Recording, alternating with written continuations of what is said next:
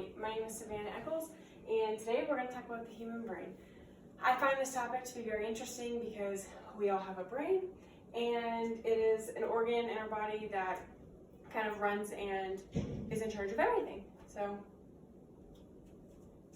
anyone ever have a brain fart?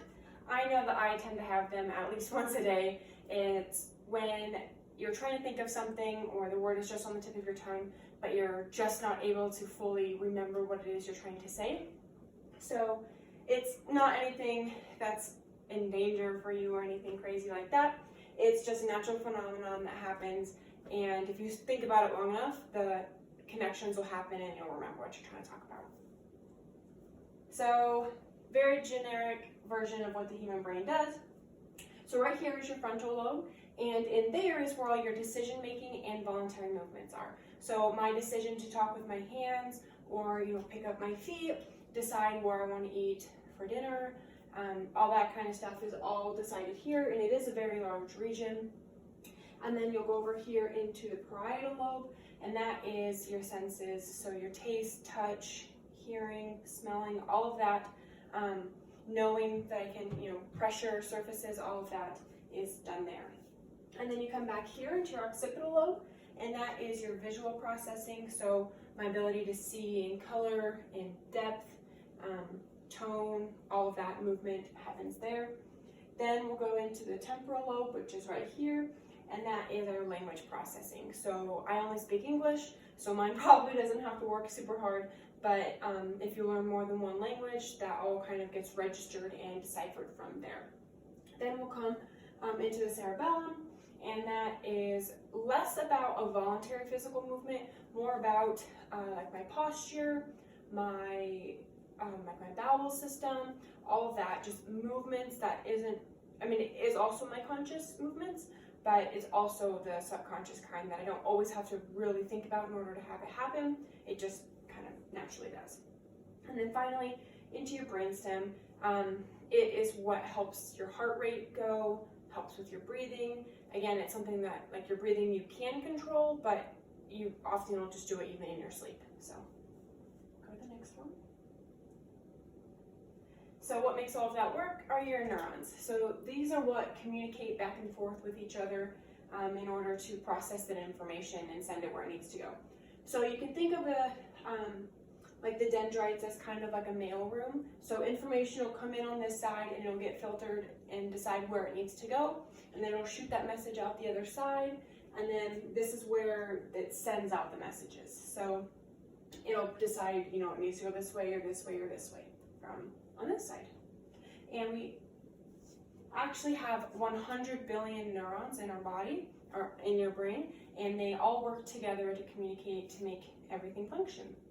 So speaking of all of that in your brain, it is incredibly fragile. You do have a skull to protect it, but you can get concussions, migraines, all kinds of stuff. If you think about your brain as a bowl of Jell-O, and then you kind of like shake that bowl up real quick, it will kind of slosh and move that around. It could change form, it could crack, it could, just not really hold its shape very well. That's kind of what your brain will do. It might stay in the shape of a brain, but everything inside will kind of get jumbled around, and it could take a long time to recover. And you can have migraines, and it can actually lead to anxiety and depression in the future because your brain is just having a hard time trying to keep up with its daily functions. So, going to the next one. So, anxiety and depression are two of the most common forms of a mental illness. So, like I said, the brain is an organ, so there's obviously things that can go wrong or stay right with it. So, typically what will happen is 25% of us will go through a seasonal depression, which means not necessarily stuck with the actual like winter, summer, spring, but more so how we talk about it in church. It's like, oh, I'm in this season of life, it'll pass.